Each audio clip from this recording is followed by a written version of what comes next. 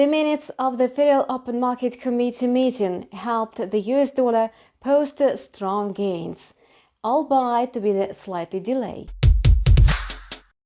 The fact that the US Federal Reserve is seriously determined to halt its quantitative easing program and is considering an interest rate hike will definitely lead to a sharp tightening of monetary policy. Thus, the US dollar is likely to strengthen. After all, the supply of the currency is gradually decreasing, thus leading to an increase in its value. However, the common European currency is already attempting to win back some of its losses. As for the British pound, it continues to slide. This can be attributed to the fact that over the past few weeks, the sterling has lost less than the euro. Apparently, the market is just rebalancing. Nevertheless, the US dollar is highly likely to continue its bullish run, especially amid US jobs data.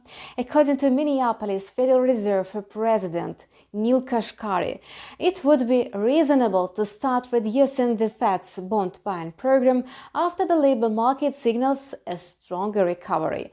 Thus, the number of initial jobless claims is expected to decrease by only 15,000, while the number of continuing jobless claims is anticipated to drop by as much as 116,000. In addition, there is a sign that the labor market is getting closer to pre-pandemic levels.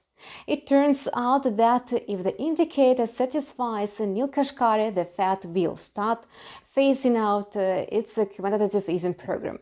Amid strong downside momentum, the euro-dollar pair managed to overcome the base of 2021. The level of 1.1700 lost its support status. According to this background, sellers have a better chance of dragging the euro down. However, the euro's local oversold status may lead to a slowdown, followed by a pullback relative to the current values.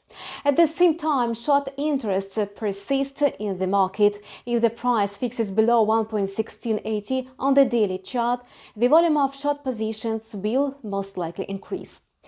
The pound sterling has lost more than 170 pips against the dollar since the beginning of the week. However, sellers continue to increase the volume of short positions.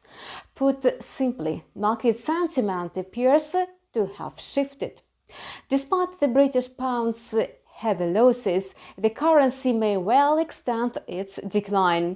The local low of 1.3570 posted on July 20 serves as the main reference point. The quotes may approach this level in the near future. And that's all for now. We keep monitoring the financial market situation. Subscribe to our channel and see you in several hours. We will take a close look at the US trading session.